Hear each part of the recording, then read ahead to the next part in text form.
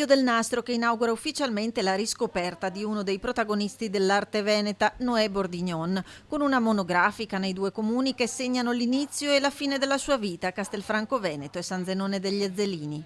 Inizialmente con le due sedi espositive, Casa Giorgione a Castelfranco Veneto e Villa Marini Rubelli a San Zenone degli Ezzelini, ma anche itinerante in tutti quei comuni dove Noè Bordignon ha lasciato il segno, dove ha lasciato delle opere veramente meravigliose, partendo ad esempio dal comune di San Zenone, dove c'è il Giudizio Universale, una tra tutti, una delle opere magnifiche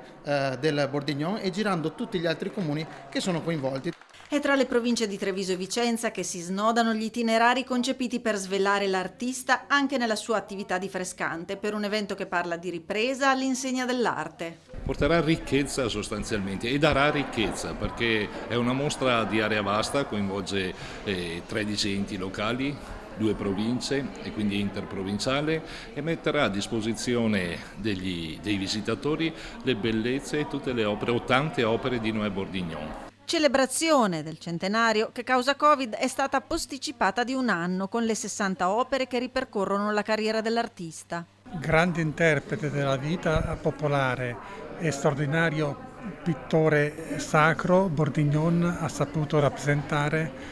lo spirito del tempo nel Veneto della seconda metà dell'Ottocento. Dai paesaggi alla dimensione intima e domestica della ritrattistica in cui rivivono radici e valori del territorio. I suoi studi in accademia alla fine dell'Ottocento, il suo percorso a Roma come esito alla Mosca Cieca, il famosissimo dipinto delle gallerie dell'Accademia, e poi le bellissime scene veneziane e ancora più particolari le opere ambientate agli interni delle umili case di San Zenone e della campagna veneta.